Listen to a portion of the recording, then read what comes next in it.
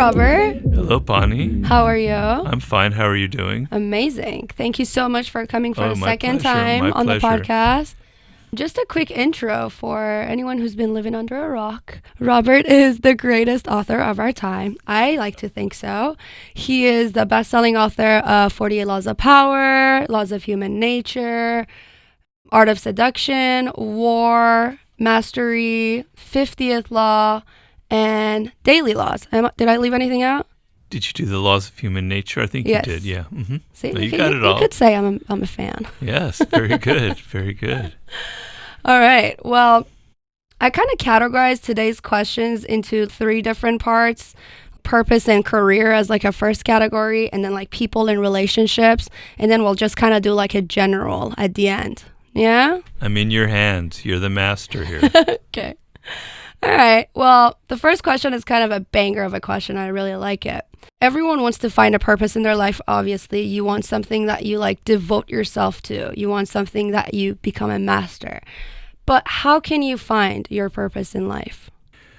Well, it's actually relatively simple, but deceptively simple. Mm-hmm. So we're so hung up on things that are verbal, that we can communicate through words and analyze. And finding what I call your life's task is actually something more intuitive. It's something more visceral.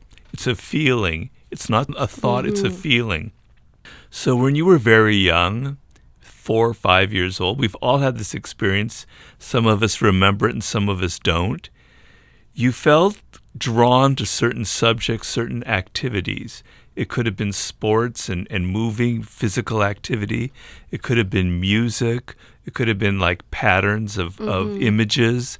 It could have been words, right? But there was something that drew you to it, and you can't explain why, right? It's not something you can verbalize. But when you were doing it, it felt right, and you found what was you were meant to do, and it was exciting. And then what happens is as you get older, you turn 6, 7, 8 years old, other people start entering your life. Your parents start telling you more about what they think you should be doing. You listen to teachers, your friends, and your peers. And I liken it to a little voice inside of you saying, Pani, you were meant to be doing something based with people and social situations, right? It's what you discovered when you were 5 years old. And as you get older, you stop hearing that voice. It gets drowned out by what other people are saying, by what your teachers are saying, your friends, your parents. You lose contact with that person inside of you that you were meant to become, right? So I like to think of it this way. There's nobody else ever in the history of the universe that had the DNA of Pani, and never will, right? Yeah. There's something unique about you. Or right? like snowflakes. There are no 2 snowflakes that are exactly alike. So you are a unique snowflake, although that word has some weird connotations. But you are a unique snowflake, Pani, Yes. okay? Right? And to the degree that you know that, and you mind that, and you understand what makes you different, you are going to be powerful in life. You're going to have a purpose, and it's going to guide you through all of the crap that people will throw at you, through all of the hardships, through all the difficulties. It's like a radar, right? Right. Okay? But to the degree that you lose contact with it and you stop hearing that voice, you are lost and you are in trouble in life. And I do a lot of consulting. A lot of people email me. And I think one of the most painful feelings you can have is you know that you were meant to do something in life. You feel like you have a potential, but you lost it. You can't figure it out. And it's a very painful experience, right? Because we were all meant to be creative, to do something that excites us, okay? So the ability to be able to return to that voice, if you ever lost it, is what you need to do. You need to go through a process and go, what is it that excites me in a very primal way, right? What field was I meant to be in? So, for instance, I know when I was young, it was words and language. I was very much into, what turned into becoming a writer, right? But as I got older, it got more and more complicated and more difficult. So sometimes you have to discover what you don't like. And what I found as I got older is I hated working for other people. I worked in journalism. I didn't like it. I worked in Hollywood, and I hated that, right? And so I discovered slowly by surely that I need to be working for myself. I need to be an entrepreneur as a writer and writing books where I have nobody else, where I can determine the content, etc. You need to be going through a process like that. What you don't like, what turns you off, what pisses you off, like, certain kinds of jobs, and what excites you, right? And slowly by surely, you find your way back to that childhood voice that you had when things were kind of sparkling and exciting and intense. And you go, that's what I was meant to do. You want to go through that when you're like 18 or 19 so that you can kind of have a clear path when you're in your 20s, which is the most critical time of your life. But if you get lost and you go and you're like 30 years old and you don't know, and you're not sure about that, you have to return to that voice. You have to return to those earliest sensations and discover what's your life's task. And to the degree that you follow what other people are doing, you're losing your source of power. To the degree that you are different and unique and you find what you were meant to do, then you are like tuning in to what will give you power and success in life. Yeah, 100%. So it's simple, but because we live in an era of social media and so many voices in our head that confuse us, it gets actually quite confusing and difficult for us. Yeah. Because we're not used to going inside of ourselves and thinking about what we want and what makes us different. We're listening too much to other people. Yeah. But in some way, when you do make those mistakes and you go those wrong routes, a lot of times you learn so many things about yourself and about, as you said, what I don't like, where I don't want to be, what kind of people I don't want to. But in a way, like all those like quote unquote mistakes are also such a learning tool for you to like eventually, if you see them as the tools that they are, then eventually they could actually like lead you in the correct path, right? Yes and no. I mean, if you were meant to be like, let's say, a writer or whatever, and you listen to your parents and you end up going to law school and you don't, because you have to make money. So far off. Yeah, which is a common scenario with people. You wanted to do something a little more creative or whatever. Yeah. You end up, if you go deep enough into this, you end up losing a kind of excitement about life, and you find that you're kind of bored and you're not into learning so much anymore, right? So you have to be very careful. So if you make mistakes, it's fine, but what will happen is you'll tend to get down on yourself, you'll lose your confidence, and you'll get turned off by learning and by knowledge and by experimenting, and you'll become skittish. So what happened with a lot of people during the pandemic is they became very conservative and very fearful, and rightfully so. Many people lost their jobs, et cetera, et cetera.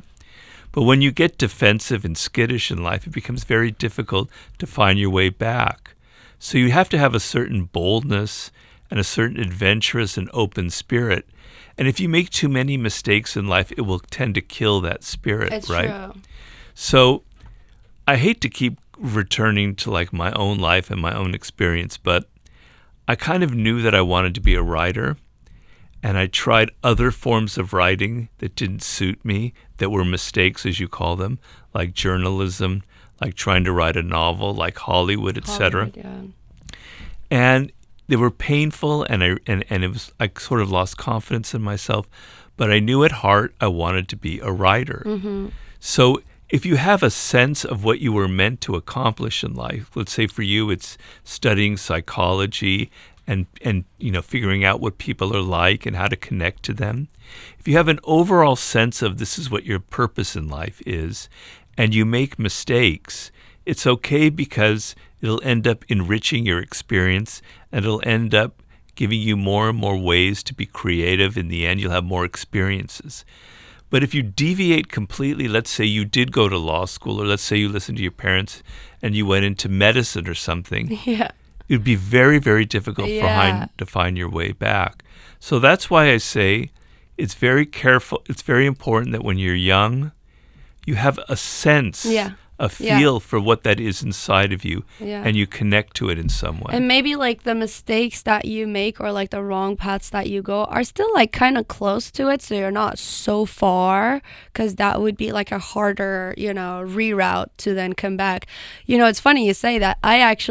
So like growing up, and when I was reading Mastery, this like constantly was like replaying in my head. Literally growing up, I would always like, whenever like, let's say my parents would get in an argument, right?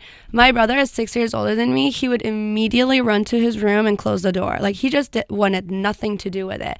And I was like so much younger, but I would literally sit there and I would like watch them. And like in my head, I was just like calculating. I was like, like this, you need to do this more. You need to listen more. Really? You need to be more empathizing. And then literally after the argument would be done, I would literally enter and I would be like, I have something to add. And like my mom would like, she would be interested because she always like nurtured that side of me. But my dad would always be like, don't interfere. This is like not your place, right? How old were you at the time? I want to say like 6. Wow. Like super young. Like I would just always like sit there and like watch and then like calculate in my head like what is wrong, what needs to be different. But like also like I had so much sympathy for the both of them. I just had so much input afterwards, right? Like I just wanted to like tell both of them like what I thought. Right. And like my dad obviously didn't want to hear it. But like my mom was always like, she would like listen. So my mom always like nurtured that side of me, and like she encouraged me to, like keep doing that. But then as I got older, also like coming from a Middle Eastern Persian family, like any Middle Eastern Persian listeners, like we all know this, like you have 3 choices in life. You either become a doctor or a lawyer, or if you want to be a failure, you become an engineer. There is no like, I want to be a dancer or I want to be an artist. Are you joking? That's not an option. Or like if you have an open-minded family, you get your degree and then you go do what you want to do, right? Right. So always they like would tell me, everyone in my family, that like, oh, you're really good at talking, you're really good at like convincing, and you're good with people. Lawyer. Exactly. So I moved to the States and I picked political science as my major, thinking that like I'm going to go into law. And I studied it. Like I literally got my degree, and it was a waste of my time. I got hated a law it. degree? No, political science. Yeah, because then I went to psychology, thank goodness. Yeah. But I literally hated it. Like I could feel that spirit that you're talking about. I could feel it dying. Like with every day that I would go to school, and like it just didn't feel like me. Like I hated my professors. I hated doing homework. I just didn't want to be there. And I had a realization, thank goodness. And I switched my major. I did waste a year there because like I studied. Oh, you only wasted a year. Yeah. Okay. But I also wasted a year in the beginning because like by the time I moved to the States and I went to college, like I was already like 19, and like kids here go, so waste another year there. And I changed my school one time, waste another year, so 3 years. It's okay. But I got on the right path eventually. Like I changed to psychology, and when I do my homework, I don't feel like I'm doing homework. Right. I feel like I would want to do this regardless. Right. It just so happens to give me credits towards a degree that I'm working for. But like I would want to learn these stuff anyways. Like I love doing this. And like every day I go to school, I feel inspired. I love my professors, not all of them, but most of them. And so I got back in touch with, like that, exactly like what you're saying, like that thing, that spark that was in me since I was a kid. Yeah. And what happens when you find that, or when you're connected to that, if things come up that aren't exactly a perfect fit, but it's still sort of related, and they're things that are kind of boring and tedious, you don't mind it so much because you feel it's feeding into something larger that's important, right? Yes. And you can learn from almost anything. Yes. So when I was younger, I had all sorts of really, really terrible jobs. I once counted, my girlfriend and I counted, I had like over 50 different jobs in some of the worst places, just really, really tedious and not suited to me at all. Yeah. But knowing that I wanted to be a writer, I was always looking at people and observing and seeing this person's an asshole and I'm going to write about them someday. I don't want to be like that. Yeah. This person's interesting. This guy or this woman, they're a great seducer, and I want to figure out what makes them like that. I love So that. even in the worst jobs, my eyes were opening Yeah. and I was learning. Now, that's not easy for everybody, but if you have a sense like you did, like you were just eloquently describing, then almost it doesn't even matter what comes up. Everything is a learning experience for you because you know what you want. It's like the turning point in your life. It's really the key to, I think, to fulfillment and happiness. Not to say that personal relationships aren't important. Yeah. They're extremely important. But your career and feeling connected to what you were meant to do in life is a very, very critical decision. Yeah. And that sense of connection is literally the difference between having a happy, fulfilled life and one that's full of misery and Yes. pain and confusion. Yeah, very, very true. And then there's always this like argument that like, well, whatever you keep doing and you keep practicing and you put in the hours and the effort, you're going to get good at. So you might as well, like, I often think like, would I have been a good lawyer? And I kind of think I probably would have been okay. But it's like, how much would I have enjoyed it? Where I would always have this thought in my mind of like, I just feel like I'm in the wrong thing, right? And I remember like studying, I would learn so like slowly. I would have to like and now I feel like I learn so much faster. Like it almost feels intuitive, right? Right. And I feel like you just have natural tendencies, like literally when you're born. You already have, like, you are not tabula rasa. I don't think you are. I think you already have natural tendencies towards certain things that Definitely. you're just going to be better at. Surely enough, if you put all the hours in things that you're not good at, you are going to get better at. But imagine if you put all those hours in the thing that you are naturally good at, Yeah. right? Well, it's also a matter of intensity. So there's the famous 10,000 Yes. hour rule, which some people nowadays think is not quite accurate, and we can argue about that. But we all understand that the more hours you put in, you reach a certain level where things become easier and easier, like playing the piano, like playing a sports, like dancing. It becomes some sort of muscle memory, and it becomes easier, right? If you spend 30 years kind of dabbling at painting or writing or something, you spread out all those hours over so much time, nothing good will ever come of it. You Yeah. need to have intensity. You need to be working at it day in, day out, like Mozart did when he was a child or Einstein did. That's why certain people turn into geniuses. Yeah. When they were 8 years old, they were focused on The something. focus. And they were learning it because when you're young and you're excited, you absorb everything so much faster and with Yeah. greater depth, right? But if you're tuning out and you're not really listening to people and you're kind of half interested, it will take you forever to learn the same very thing, true. I remember I've told people this experience, but I studied French in university for 3 years or so because I love languages. And then I went to Paris when I was Yeah. 21, all excited. I was going to get a job there, et cetera, et cetera. I couldn't understand one word people said, That sucks. right? My university knowledge was just useless. Yeah. And then I met a French woman where I was in Paris, and I was really excited by her. I fell in love with her. And I got to learn French because she doesn't speak any Yeah. English. Oh, wow. And so because I was so motivated, Yeah. and I just cut off, I didn't listen to any English. I just hung out only with French people. In 1 month, I learned more than 3 years of the university I bet. because I was excited and motivated.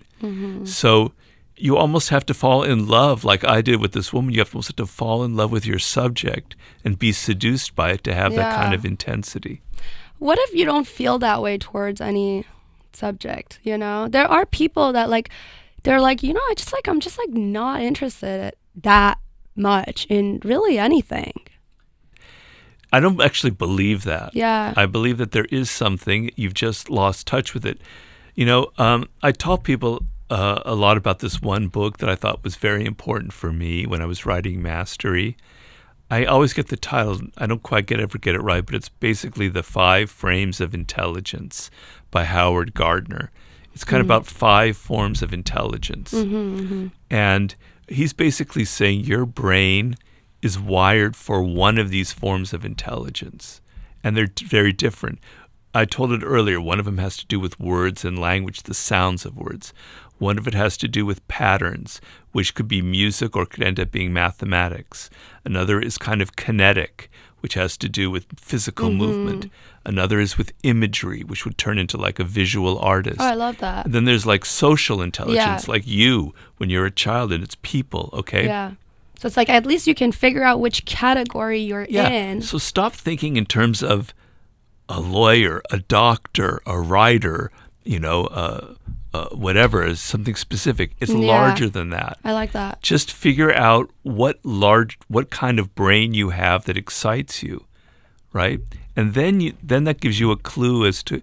So I don't believe there are people out there who have nothing. Like nothing. That don't have a brain that is geared towards one of those 5 areas. Yeah. You've just lost contact Or with you it. honestly haven't taken the time to get to know yourself, or Yeah. maybe you haven't tried enough things to like kind of know what things you gravitate towards, what things you hate. Maybe you've just kind of like sat. Right. Well, look, we're as human beings, we naturally go towards what's easier and less painful. Yeah. And what's painful sometimes is to look at yourself.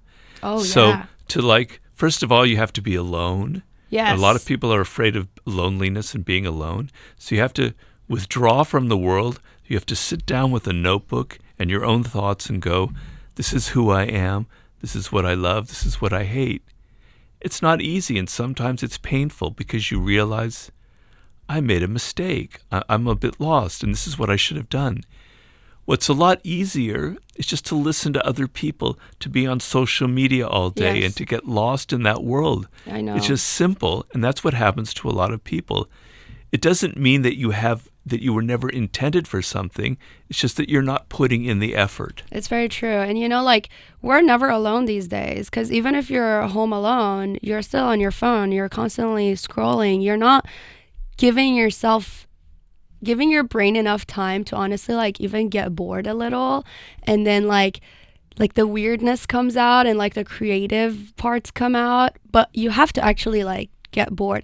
I've been wanting to do this. Like I've been wanting to just like not do anything at my house. Like no TV, no phone, and just like sit. And it's so hard. And what do you do when you just sit? Just zone out. Just zone out for like a while though. Like literally just sit for like an hour. You ever tried meditation or something like that? That's different, because when you're meditating, you're actually focusing on not having thoughts. Yeah. But I'm saying like, no, actually sit and like let your thoughts roll, I see. you know? That's interesting. One time I was arrested and I was like sitting somewhere and like I didn't know this. and my phone was taken away and like there was no TV and like nobody was What did talking you to do? me. We're not talking about that, Robert. Wow. And I was like there from like 2 p.m. till 8 p.m. and I was shackled to a wall. And You're not going to tell us what this was? no. Maybe if we're drinking one time together, All right, then I'm gonna Google it. it's an alcohol story. Oh, okay. It's an alcohol involved story. I'm just kidding. But I was literally sitting there for 5 hours with nothing that would take my mind away. I was just sitting in a room by myself, nobody to talk to, no phone, no TV. And honestly, it turned out to be kind of fun towards the end, because I was like, wow, my mind is actually like really weird. You know, I just never give it the chance to like show itself. That's you know? very interesting, yeah. So I was like, maybe I should do this more often. Just like sit somewhere and just like look at a wall, you know? And I don't know when again I'm going to get a chance to do that. Maybe I'll get arrested again. Yeah. But Well, you can do it anytime you want, you know. Exactly. It's not that difficult. yeah, Do you sit down with a notebook and write some of your weird thoughts down, or that you would just be cool. Yeah. I think that would be really fun, actually. Yeah. Right? You will learn a lot about yourself. You know, everyone I think has a weird side to them, like you do with your thoughts. Yeah. You know, you have your own parents and how strange they were, whether they were good or they were bad. You've had weird relationships. You've had bad experiences. You've had happy moments. You know, your life could be actually quite weird and strange if you looked at it the right way. Yeah. Right?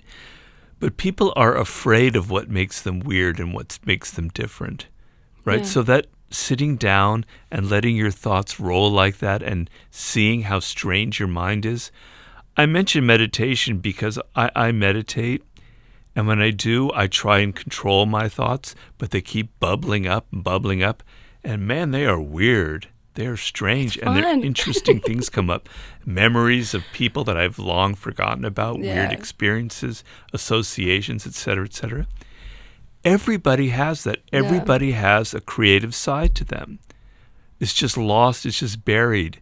And our culture kind of discourages you from it, right? Yeah. Because we only think of, rock stars or writers or artists or film directors, they're creative. I'm not really like that, but you are like that. And you can bring that creativity to whatever you do. And it's a very exciting process, just like you described with your own life. I like that. Do you think your purpose can change throughout your life? Or are you here to serve a certain purpose and you're here to get really good at like certain things and do certain things and it remains the same? Or do you think that could like change throughout your life? Well, everything depends on the individual, Mm-hmm. right? So within a certain framework, you have a kind of power that you need to connect to, okay, within those like 5 frames of intelligence that I was mentioning before. And yeah, that can evolve over time. So for me, it was writing, and I kind of tried different kinds, and then I hit on writing nonfiction books. And maybe if I keep evolving, I'll think, maybe it's time for me to write a screenplay or a novel. But if I woke up tomorrow and said, Robert, you really should be a rock star, or you really need to go into politics, right? Oof. That's not the right kind of evolving. Yeah. And you have to distinguish between what is boredom and what is actually a level of real dissatisfaction. So I've noticed a lot of people in life who go spend 20 years at a particular field. They get really good at it, but then they get a little bored with it. Yeah. They feel like they've exhausted it, which is understandable. Then they try something very different, and it's not good, and they come to me for advice, and I said, you don't need to make a radical change in your life. You have a lot of knowledge, you have experience, you know who you are. Just make a slight deviation, try something a little bit different, but don't go for radical changes, right? Yeah. So yes, we all evolve. Yes, our interests change. Yes, the world changes. Technology changes. But if you have a sense of that radar that I mentioned of this is who I am, this is what I love, this is what's guiding me, then it's okay to evolve and and decide to go into slightly different directions. But if you're lost, you're going to always be bored, and you're always going to reach a point after 2 years, I tried my hand at this. It's not fun for me anymore. I'm going to try something else. Yeah. Not everything has to be fun. So if you know that you're good at psychology and you love what you're doing now, as I said earlier, you can put up with some tedium and some things that you have to learn that don't excite you. But if boredom and being excited by things is the only thing that guides you, then I think you're in trouble in life. You're going to get lost. Yeah, and I know that to be true. People who get bored and then the boredom is a cue for them to just quit. Right. And that is a big problem because that could be with your career or it could be with a relationship. Definitely. So it's like you kind of have to like learn commitment a little. There's evolution, but then there's also like a midlife crisis, I feel like. Like you have to know like if that it's like radical and if you feel like you need to go the opposite way of everything you've been doing, maybe like sit down, think about it. Yeah. You know. I mean, sometimes being radical can be good Yeah, if you're really frustrated and if you've hit rock bottom. Like if you have an addiction and it's destroying your life and of you hit course. rock bottom, you go, I've got to make a radical change. And that can be very therapeutic and very exciting. It just depends on the individual, and it depends on what's behind all of your decisions in life. You talk about this in your books. You say, and I love this, you say people are constantly dropping cues. People are constantly telling you who they are. You just have to have the eye to see it and to acknowledge it, right? Like with the way someone takes off their coat, with the way someone pours their tea, with the way they speak. Like people are constantly showing you who they are. So here's a question. Then what's the difference between reading or analyzing people and judging people? So you don't want to be judging people, because when you're judging people, that means you have certain categories and you come with these certain concepts in your mind before you have met this person, and you're sort of, in essence, prejudging them, okay? And the whole game, in the social game, is being able to see people as they are, not as you think they are, not as you wish they were, but as they are. You're never going to get 100%. I'm never going to know who Pani is 100%. It's impossible. I'm not in your skin. I can't know you. But if I get rid of all of my preconceptions, all of my judgments about you, what you look like, how you behave, your body language, I can listen. I can watch. I can observe. I can see that you smile at certain things that I say. I can see you get kind of nervous and you kind of have a fake smile or something. I can see the tension in you. I'm not judging you. I'm not saying, oh, Pani's a nervous fake person. No, everybody is actually fake in a way. We're all putting on a front.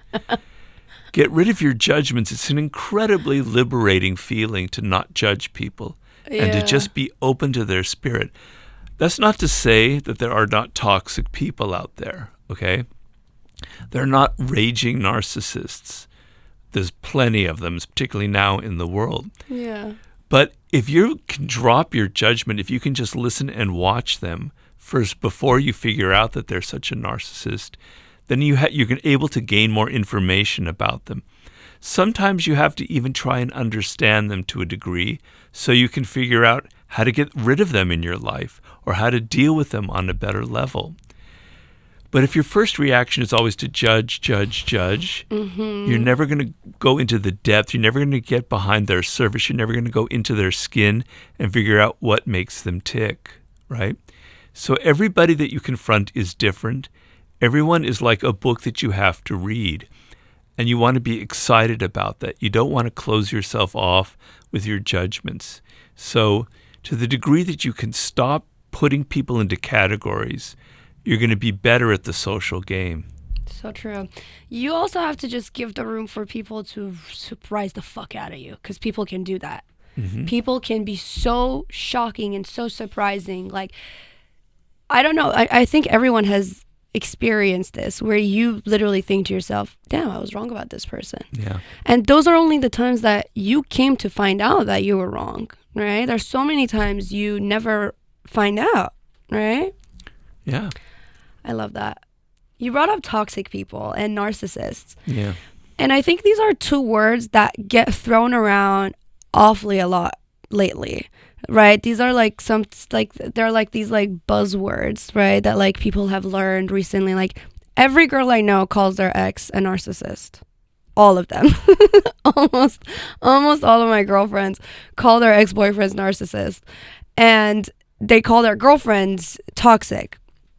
So, like, just whenever you don't like someone or like you feel like they mistreated you, you just like put these like labels on them. But like they actually have definitions, like narcissism is something like we learn in school about your ex-boyfriend. Even if they like cheated on you or even if they were a terrible human being, you can call them a terrible human being, but they're not narcissistic, right?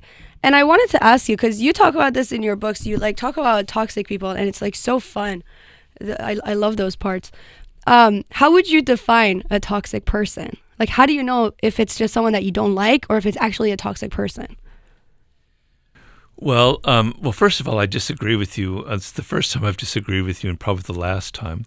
But I think all of us are narcissists. Stop that. So when your girlfriends are saying that guy's a narcissist, there's a level of truth to it. All of us are to some degree self-absorbed. But selfish or self-absorbed is different than narcissist. No, it's not. It's only a matter of degree. You see, this is the whole point of the laws of human nature. What we want to do is we always want to say, they're the narcissist. That person's irrational. They're passive-aggressive. They're envious. We never want to look at ourselves.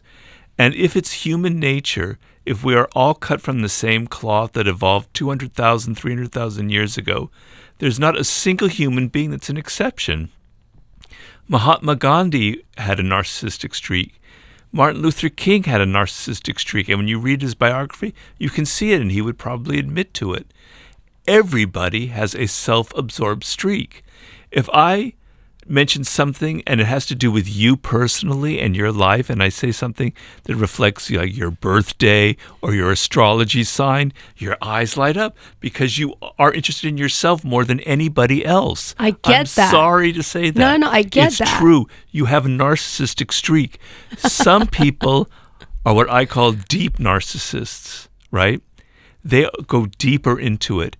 And so I explain it. I don't want to go into the weeds in my book, but I guess I will. I guess I'll have to here. So we all have like a degree of self-esteem, a degree of love for ourselves. And when bad things happen, it gets harder. We turn more inward. We get more entrenched in ourselves. We get more selfish. But we're able to rise out of that because it doesn't get so deep that we never are able to get back up to that level where we can think about other people. Because we have a degree of self-esteem and love for ourselves. And we know that in the end, we actually deserve good things. Yeah. There are people there who can't rise when bad things happen, when they feel threatened or they feel challenged. They can't get up there. They can't get out of themselves. They are deep narcissists, and they act out in very toxic ways. But we all have that tendency. Everybody has that tendency. And the moment you think, I have a little bit of self-love, I have a little bit of self-interest, but I'm not a narcissist, you're in trouble because you have a blind spot. You are a narcissist. I'm sorry to say, I'm a narcissist. I am. I definitely have narcissistic Robert, tendencies. I love you, but there's a difference between narcissism and like self-absorption. Like narcissism is a term. It's a psychological term and it has a definition. Like you can call someone crazy, but it's different when you call them a psychopath because psychopath has a definition. Narcissism is someone who uses others for their self-interest in very negative ways. I'm sorry, Pani, but everybody uses other people for their self-interest. Narcissism, this is where I get annoyed with people in psychology. I'm sorry. It's just a word. Narcissism is a word. It's a way you've defined it. It's arbitrary, right? You say, and look at this. The definition of narcissism keeps changing. The way it was defined in the 50s and 60s is now different because we now look at it differently. So it's not like this hard and set reality. It's something that we judge at the time. It's relative to the period that we live in. Yeah. There's no hard set reality. This is what a narcissist is. Words, it's just a word. Don't get so caught up in words. The reality is we all have the same tendencies. Yeah. Okay, so it's just words. I'm saying that we're all narcissists, but some people are deep narcissists. Yeah. Okay, I'm just choosing words to define it, and I'm being arbitrary as well. But I'm not going to get so hung up to say that I have defined the actual reality. I feel you. To me, you're like, just get the point. Move on with it. It's just a word. All right, you want me to move on? No. I'm saying you're telling me like it's just a word to get the point across, right? Yeah. So it's like we're just using this word like regardless of what the exact definition is. Yeah. Yeah, okay. I feel that. So exact definitions are to me kind of useless and pointless. Yeah. I don't really care about them. Okay, I feel that. All right.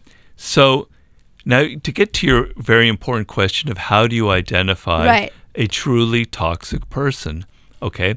Well, a toxic person is actually trying to harm you in a way, right? So you could have a boyfriend or a girlfriend, and the relationship kind of goes sour, and they kind of act in ways that you don't like, right? It's a little bit painful, okay? That's not a toxic person. They're not trying to kill you. They're not trying to harm you. They're not out for something. They don't want to hurt you, right? And oftentimes with those girlfriend-boyfriend dynamic, the woman or the man will blame the other, but they don't realize that it's a dynamic. It's a game that involves both people. I love that. One person might be a little more of the source of the problem, but it's both people back and forth that are causing it. You have a part in that as well. Yes. So that's not toxic. That's just a relationship that's not working out. A toxic person, okay, now I'm trying to define it, I'm sorry, is actually out to harm you. They don't like you deep down inside. They envy you. They hate you, whatever it is, right? Yes. They're trying to harm you. They're going to use you for something, for their own purposes, and not think about your feelings. They don't have any kind of deep levels of empathy. Yeah. You know the feeling. Look at your past. I'm talking to you people out there. Yeah. And go through the catalog of all the people you've known in your life. You know, the card file of the hundreds of people. You can pick out that person that did something to you that had nothing really to do with what you were about, but that hurt you, right? Yeah. That used you, that manipulated you, that insulted you when there was no need to insult you, that made you feel bad. Go back and look at them and go, that is what a toxic person is. I can identify them by the harm they create. Yes. They stir up drama. They get you emotionally involved. They get you kind of caught up in their games. And then when they inflict pain, it's doubly painful because you feel connected to them on some way. Yes. It's very easy to identify the toxic people and to separate them from those whom you just don't get along with. So you're saying it goes back to the intention that that person has for you, because these people are intentionally and purposefully trying to hurt you, harm you, da-da-da-da-da. Use you. Use you. So then if somebody accidentally harms you, like they don't mean to, right? Then we don't call them toxic people. We don't identify them as a toxic person. Well, it's tricky because how do you know what their intentions are? And that's sometimes hard to identify. Right. Right. And there are borderline cases where, you know, it might be a dynamic, but that person in the end did something very nasty and you didn't deserve it. Yep. Well, that's I would label that as toxic because look, if I might be narcissistic and I'm admitting it here on your podcast and I have these self-absorbed tendencies, right? You're a saint. I don't want to hear it. No, it's not true. I am not a saint. I am far from a saint. All right? A saint would not have written the 48 Laws of Power, I'm sorry to tell you, or The Art of Seduction. All right? Okay, I am not a saint. But so I have narcissistic tendencies, but I also have empathy. I also understand that other people, you know, have problems in life, that they're going through stuff just like I'm going through stuff, right? So I might sometimes, and I catch myself being selfish, but I will never make that usually, and I have in the past, I won't make that step where I actually hurt somebody because I know that, you know, I'm creating pain and I don't want to create, I don't like the feeling of being the source of another person's pain, right? Yes. So sometimes it's hard to judge people's intentions. We can't get inside their skin. Yep. I'm telling you, don't worry so much about their intentions. Look at their actions. I love that. Okay? So if they do things Thank you. that are shit, they say things that are unjustified, Exactly. they do bad things, then don't worry about their intentions. Something is bad about them. They are inherently toxic. Exactly. And you need to get them out of your life. I talked in the 48 Laws of Power in a chapter called Infection, where people will infect you with their negative energy. Yes. They're drama queens. They have or kings. They have deep levels of insecurity. They kind of lure you in because they're dramatic and exciting and charismatic. And they drag you down. They drag you down with all of they're always a victim. Everyone's always doing terrible things to them, right? And you get sucked into their drama. And then you wonder, well, maybe I'm the one to blame for it. Maybe I'm just another person mistreating them. No, that's their way of creating. That's their own way of getting attention and feeling good about themselves, to create drama around them. So people come in all kinds of toxic colors and flavors and varieties, but recognize them by their actions and by how they leave you feeling. Yep. This is actually a debate I was very recently having with a friend of mine, where like someone in the group, friend group, does something shitty, and then everyone's arguing, but they meant well. And I'm like, I don't give a fuck. I do not care what they meant, because I could argue that Hitler meant well. I think he wanted to create a pure breed, and I think he had good intentions. I think Mao had good intentions. If you want to think that way, you can honestly argue that anyone who did terrible things, on some level, they had good intentions. Can you give me an look at their example from actions. your group of something like that? Because that would be helpful. Okay, so I'm dating this guy, and in his friend group, and he has like... What do you mean fun group? I don't know what that word means. I'm sorry. Friend group. Oh, friend group. Yeah. Sorry. And he has like a lot of friends, and like 8 out of 10 of them love me, because obviously they have good taste. But like 2 of them, for whatever the reason, just like don't vibe with me, right? Which I get. It's okay. I don't need to be liked by everyone. But one of them made it his like life mission to make everyone hate me and to like make my boyfriend break up with me. He literally devoted like a lot of his time to go around and call like 15 people and like just basically create this I Hate Pani club. And like honestly, like the Leo in me just loves that. Like I'm so talked about. Like, I mean, please have at it.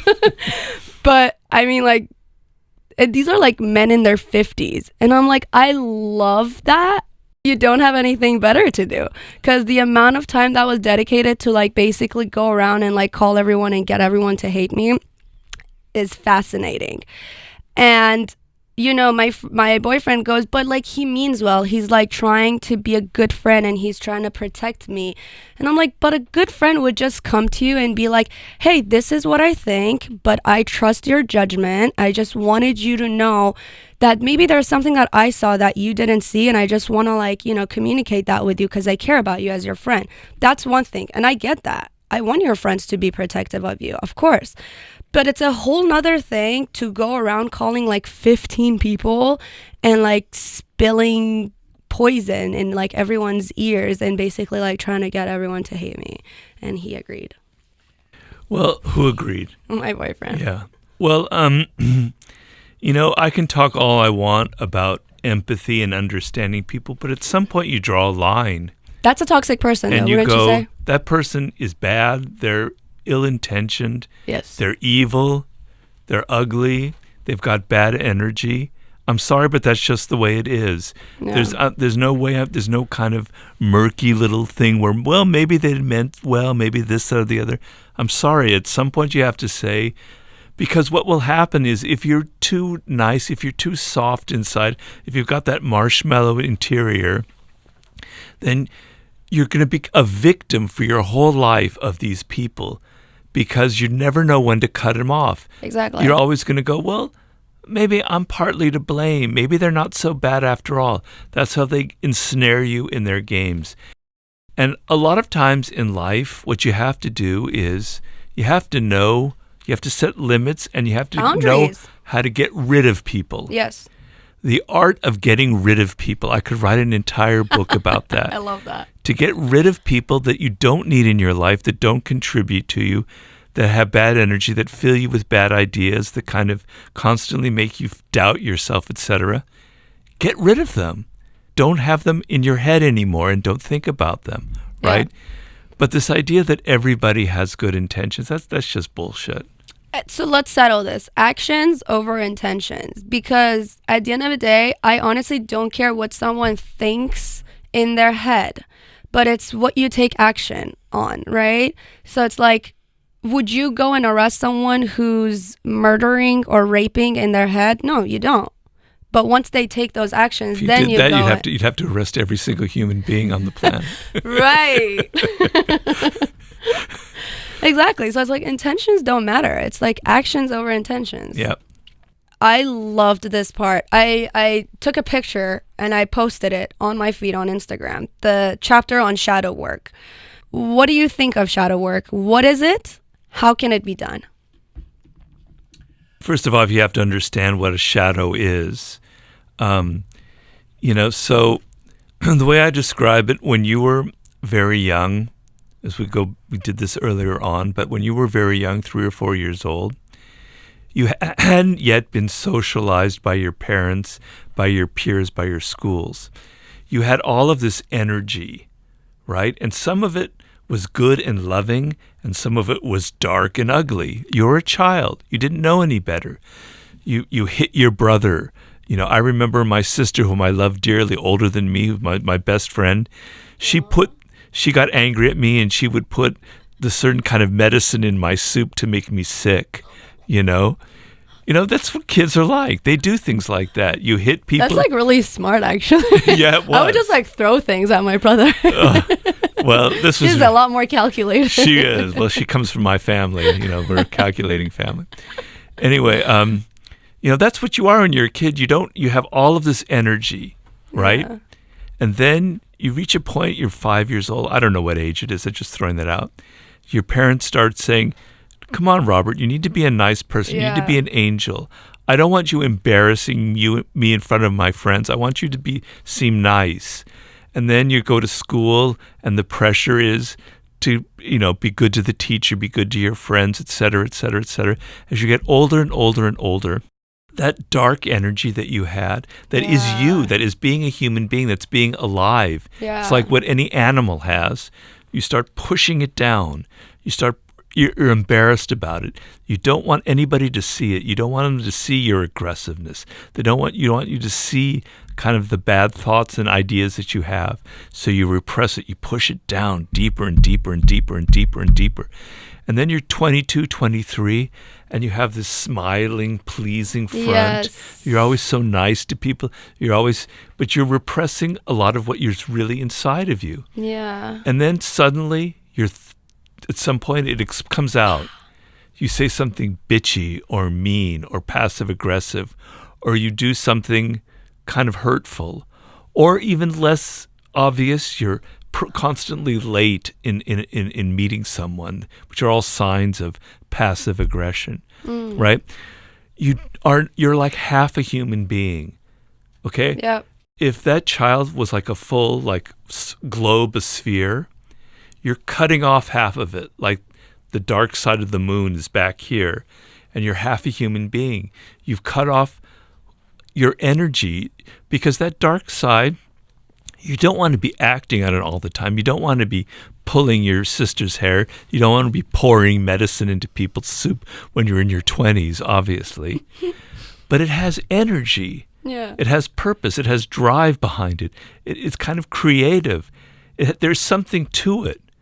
And so you need to come to terms with the fact that you have a shadow, that you, Pani, have aggressive, maybe even bad impulses towards people, or things that you don't want others to see. You have it. Stop trying to act like you're a saint, because you're not. I'm not trying. Stop it. I'm totally a saint. Okay. Right. All right. Those are the people you should be the most afraid of. Exactly. Couldn't say it any better. All right. So acknowledge it. Acknowledge that you have these desires, right? Don't be so fake to yourself, okay? And go, how can I use that energy? That's what shadow work is. It's A, confronting you have a dark side, and B, how can I use it? So I always tell people, let's say you had kind of a bad childhood, and you have kind of some really ugly feelings inside of you. Mm-hmm. and you happen to become an artist of some sort. You make film, you make music, Yes. you write books. Put that energy into your books, into your artwork, and bring out the dark side of human nature in your work, and don't be afraid of it. Because people love, in a film, to see that dark energy in the form of characters. Yeah. We're all attracted to it because it's real, it's authentic. It's not all the fake shit. Exactly. People always smiling and being so nice. Yeah. We love it. Put it into your work. Use it. Let's say you have a lot of anger about the world, about people. Put it into a cause. Yeah. You know, like some kind of cause of justice, not to hurt people, but to help people. Let's say, you know, like I always talk about Kobe Bryant, who was like an icon of mine. I'm a sports fanatic. He had a lot of dark energy, right? He was so ambitious. He was so competitive to almost an unhealthy degree. Yeah. He put it into his sports, into making sure that he was the best and nobody could beat him. He was going to win every single game. That's using that dark energy for something good. It has, I describe it in this way. Let's say, I try to have the image of you're sitting on a horse, okay? And you're probably wondering, what the hell is Robert going with this? You're sitting on a horse, okay? You, the rider on that horse, is your rational, your controlled, your good side. You know how to direct, you know how to hold the reins, you know how to direct the horse, etc., etc. The horse has got all of that animal energy, that power, that drive. Horses are incredibly powerful. If you just let that horse go, it would kill you. They're so strong, they're so fast. You try and control it to some degree. But if you try and control it too much, you're not using the power that animal has. Well, your dark side is like that horse. It has all this energy and drive and power. I love that. You don't want to just let it run everywhere, but you want to use it. You want to direct it. You want to give it. You want that energy somehow to go to something purposeful. I love that. So, okay, here's a question for you. My dark side is that I'm really sarcastic, right? And I'm becoming a therapist. And I'm trying so hard to figure out what kind of therapist am I going to be. Because I feel You're like... going to be a sarcastic therapist. I know. Like, I'm going to be like, oh, get your shit together. You seem pathetic. And I feel like that's not going to do very well. Well, that's not sarcasm. That's just being kind of mean. I'm a little mean. Okay. All right. Yeah, no, you're right. I have to figure out a way to like use... It's tough love, you know? Yeah. It's tough love. And Yeah. like in my country, like we don't coddle, you know? We're just kind of like against that, actually. That's a good thing. And to a certain point, like actually like learning so much about psychology and like wanting to become a therapist is like really softening me also in the process. Like I'm really learning sympathy so much. I'm like learning deep listening, active listening, and like relating to people, which is actually like peeling back a lot of like the layers that like I learned growing up in my country. I feel like I'm unlearning a lot of stuff. Interesting. Yeah. So it's really helpful. But yeah, I am trying to figure out how I can basically like bring this originality to my work, so I'm not just like, you know, another professional just basically in the exact same way. How you come out of school, everyone exactly the same. You have to like, if you bring these like shadows to like a healthy measure to your work, then it makes you an original whatever you are. And maybe it won't be for everyone, but then the ones that resonate with you will resonate deeper at least. I remember I knew this girl and she was such a nice girl, right? Such a sweetheart, but she would always be smiling, always. And I noticed that, right? And then one time she was going through something and she was like crying and she was still smiling as she was crying. And I remember I thought to myself, I was like, this smile has been like just hacked into her face, because at some point she figured that's what people want to see of like, you know, a beautiful girl. Like you just always want to smile and you want everyone to like you, to a point where even when she's in pain and even when she's crying, she still has the smile on her face. And that kind of like I felt it goes with what we're talking about. The fact that it's like you're hiding this side of you because you don't want to look ugly. You don't want to seem, you know what I mean? Yeah. But I mean, as far as you as a therapist, I think it would be good to kind of bring the Iranian side of your character to America, because Iranians probably go too far with their non-coddling, Yeah. and Americans go too far with their Very coddling. true. If you're able to kind of hit a balance between that. Yep. But then you want to be in the moment, and you're going to have clients where that kind of tough love just isn't going to work. Yes.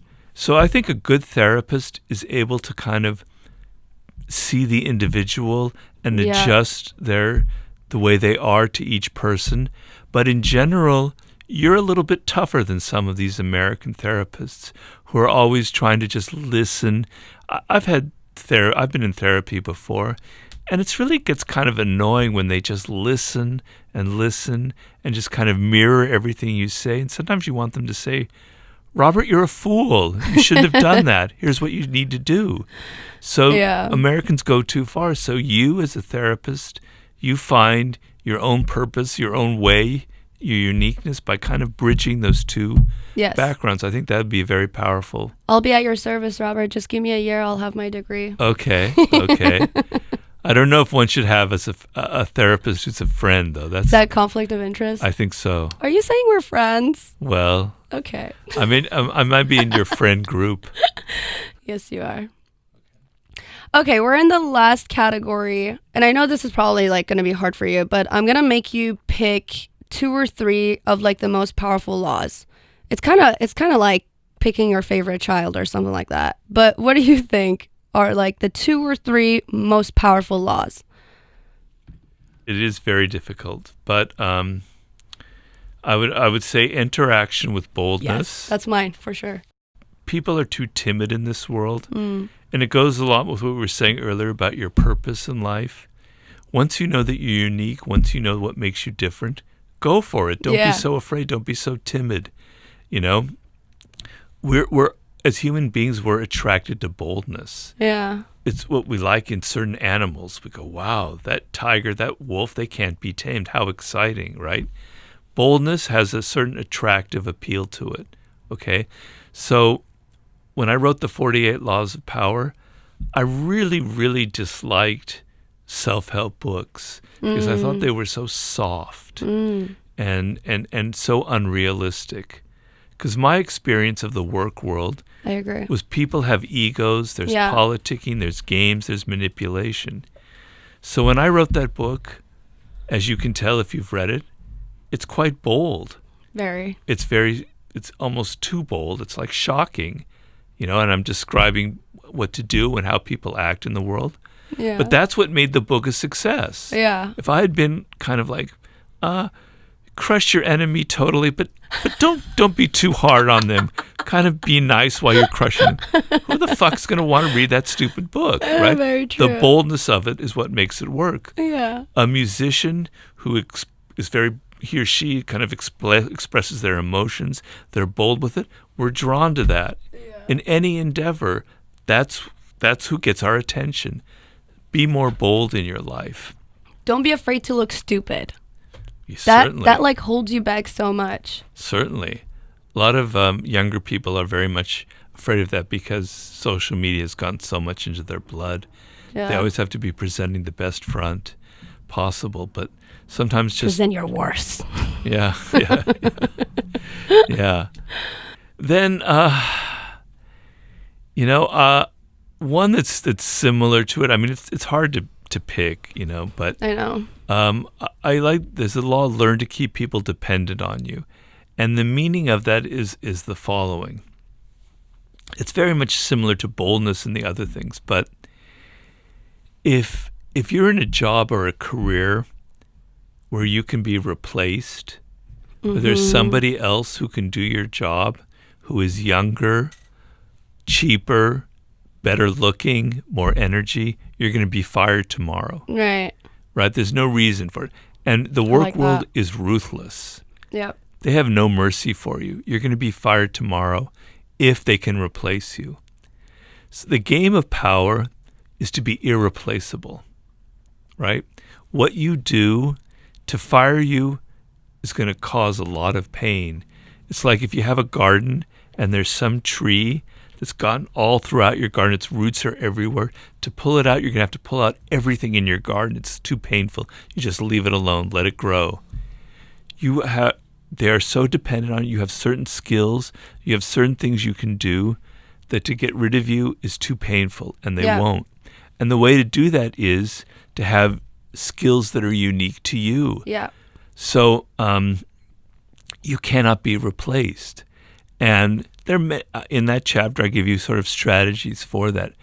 But don't be naive. Don't think that because people love you and like you, they're going to keep you. No. If they don't need you anymore, you're like that orange peel that they'll just throw away. They've eaten you and they're going to get rid of you, right? Yeah.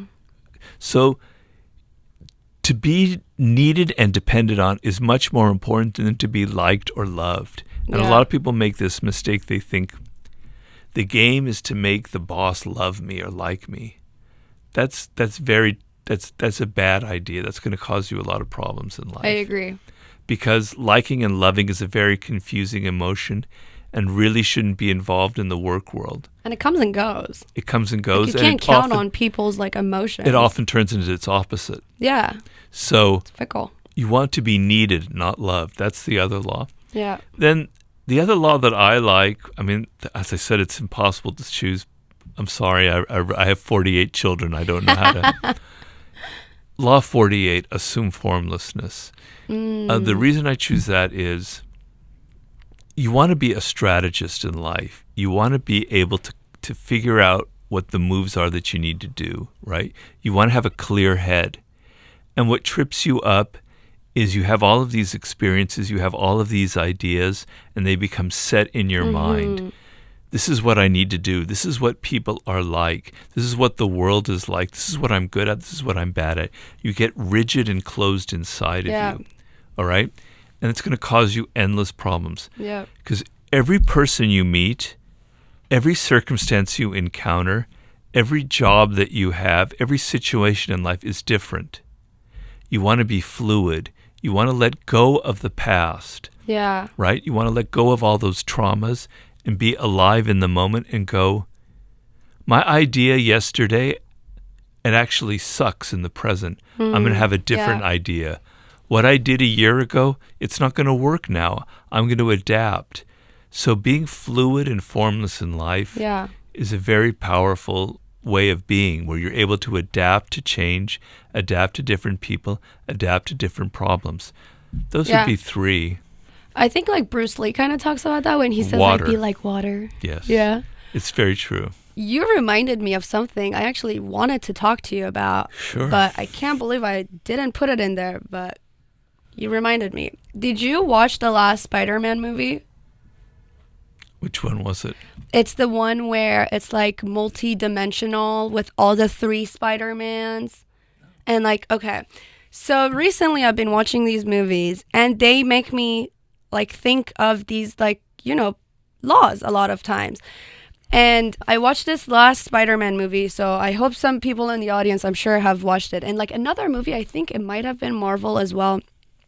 But what happens in the movie is that, let's just talk about the Spider-Man one for now. All the enemies, right? All the villains, all the bad people come back to this movie. All the bad villain people from all the previous Spider-Man movies come to this one, and they try to kill Spider-Man and his family, right? And they even kill his uncle and someone else who's loved by him, obviously, but they're not able to kill him. And then at the end of the movie, where he has the ability to kill that enemy, he decides to forgive him. And that pissed me off. I was like, this is so stupid. What are you teaching people? Crush your enemies totally. Have you not read Robert Greene? What are you doing? If you forgive your enemy, all you're doing is you're giving them a second chance to come back and definitely get you this time. Well, remember what I just said about assume formlessness? Yes. So, I mean, that's the problem with my 48 laws. People think that each one is carved in stone, crush your enemy totally, etc. Sometimes it's the right strategy to forgive your enemy. I'm sorry to say that. Stop it. I'm sorry. It's the second time I've disagreed with you. It's I only know. going to be the second time. You said that last time. I did? Last interview? No. Last time Oh. you disagreed with me, you were like, this is going to be the first and last time. This is going to be the second and Okay, last fine. time. Sometimes it depends on your enemy, right? You have to gauge the situation. So in law number 2, I said never put too much trust in friends, Yes. but learn to use your enemies, enemies. yeah. And I say in some circumstances, forgiving and employing your enemy is actually the best strategy, because that sense of you've forgiven them, They have this guilt. They feel like they owe you. they feel they owe you, and their emotional swing is so dramatic that they end up really being caught in the moment, and they become your most loyal ally. True. But some people are not like that, and they will be, like you say, you are nurturing that serpent next to your breast, who the moment they can, they'll bite you and kill you. So you have to know who you are, because if you crush them totally, you don't have to worry about them, right? That's great. But even that person you kill has allies and friends, and they may Kill come... them too. No, That's a very biblical strategy. That's what God told the Israelites. You know, just kill every last Canaanite, and you'll be fine in the promised land. Terrible. Okay, yeah, it is kind of terrible. So you have to be a strategist in life and understand and be fluid and be Bruce Lee-like. Sometimes be like Spider-Man and forgive your enemy. What ended up happening when he forgave the enemy? The movie ended. Oh, that's not good. Because they're trying to make another movie where the dude comes back and actually tries to but if someone's actually trying to harm you and they've made it their point that anytime they get a chance, they will try to hurt you or your family. Personally, if I ever sense that someone's trying to hurt me or my family, there is no hesitation for me, you know? Yeah. Personally, I'm not going to hesitate. I'm not giving a second chance to someone to actually come back and try to. So that law really made sense to me. But I was having that debate with people, where they were like, no, you need to I was like, forgiveness is great. And I agree that a lot of times you need, but there's a time and place for that. When someone's literally, in the case of this movie, trying to kill you and your loved ones, why are you forgiving them? Well, we'll have to see in the next in the sequel what ends up happening. Well, watch the movie and then you can let me know what you think. Okay, but the sequel will tell us whether it worked or didn't work. So we'll be very excited to see that. Silly Spider-Man. Yeah. What's the best advice you've ever gotten? I remember my girlfriend at the time, who I'm still with. It was before I wrote the books, and I was kind of unhappy and miserable. I was working in Hollywood. Yeah. And I was, I wanted to be creative. I wanted to write screenplays, etc. And I wanted to make money. I wanted to live. So, because I wasn't making a lot of money. I was kind of poor at the time. And she said, Robert, you have to choose. You can't have both in life. You want to be creative, then don't worry about money and do what you have to do. But if money is more important, then choose the money and don't look back. And at the time, I thought that was kind of stupid advice. I've got to live, I've got to make money, and I want to do my things. But in retrospect, it was very true and very smart. Because what happens, oddly enough, in this world, if you end up doing what you love, the money will come. I know that sounds like a Kevin Costner movie or some stupid thing like that, but it's actually true, Sometimes the cliches, there's a reason it's a cliche because it keeps repeating itself. Yeah. So I tell people about Steve Jobs. He never was interested in money. Yeah. He was only interested in creating these incredible designs. He was this perfectionist to the point of being almost a terrible person to be with. But he became the richest man on the planet at the time Yeah. because he was so good at it and he loved it, right? So when I stopped trying to make money and I was given the chance to write the 48 Laws of Power, I was actually getting some money for it when I was writing the book. But in writing it, I kind of listened to her and I'm going, I'm not going to sit here writing a book to make money. I'm going to write what I love.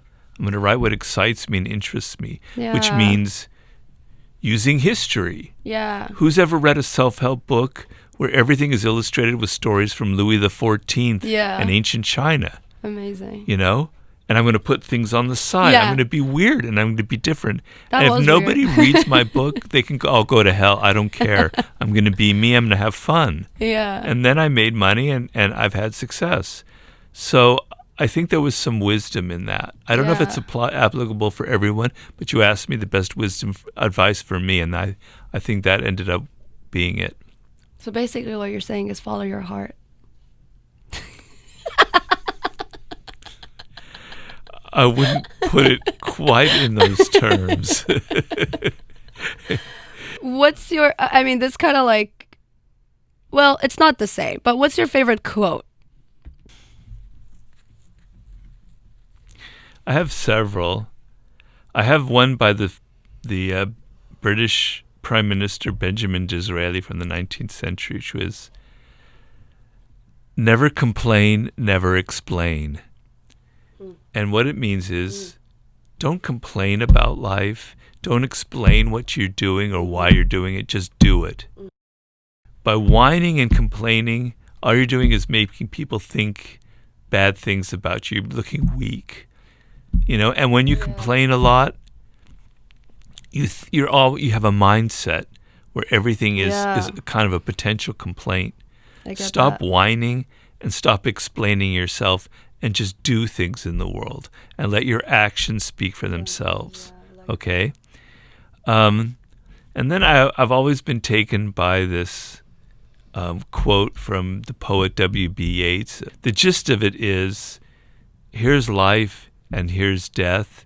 And the last part of the quote is, horsemen pass by, which means don't be so attached to either one. Yeah. Just walk by. Just keep on moving. This is life. Do your thing. Well, no, death is part of life. Yeah. And don't be so afraid of it. Don't be afraid of anything. Just kind of keep moving, sort of thing. I don't know. I'm butchering the hell. And the third one is a quote of Nietzsche from Latin, which is amor fati, which means love of fate. He basically created that expression. And it basically means love everything that happens to you as a way of learning and as a way of toughening yourself. Yeah, I like that. And life involves pain. Yes. Life involves loss. The people that you know are going to die. You're going to get ill. You're going to have terrible things happen to you. People are going to screw you. Bad things are going to happen. That is life. That's what life is about. That's what any animals had to deal with. That's what you have to deal with it. If you complain and you wish things were otherwise, that means that you don't love life. You don't like life. You don't accept it. Be the opposite. Accept everything that happens and find a way to love it and see the purpose behind it.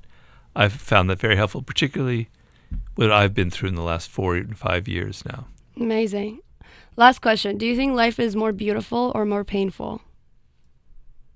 It is both. It is beautiful in its painfulness. I'm writing a book now about the sublime and how insane it is to be alive. But that the flip side is it's going to end. The beauty of being alive, of having, of just the fact that I'm here talking to you, and I'm born and I'm conscious, etc., is insane, but it's going to end. So it's both at the same time, right?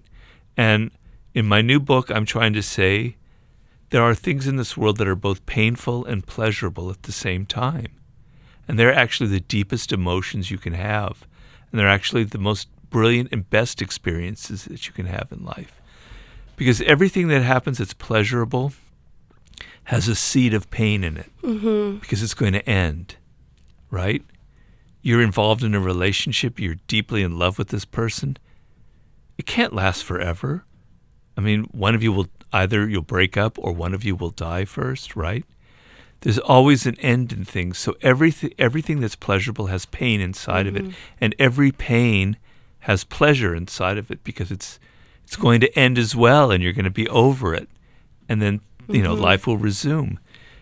Being able to have those two emotions at the same time and accepting that is actually, to me, the best part of being alive. Yeah. And it's been kind of a journey for me in writing this book and in dealing with my health issues over the past few years. Love that. It's both. It's equally both. Yes. Painful and beautiful. Yeah. Well, I love talking to you, and I could sit here and talk to you for hours, but I do understand you have a life, so we're going to have to let you go. I do have a life, yeah. But thank you so much. Well, thank you, and I'm sorry I thoroughly enjoyed this. I'm sorry I disagreed with you twice. Why? That's what makes it good, right? Okay. Thank you, Robert. Thank you, everyone, for listening. Oh, maybe put in your Instagram so people can follow you as well. Is it at Robert Green Official, I believe? Yes, it's Robert Green Official. Yeah. Thank you again. Thank you, everyone, for listening, and peace out.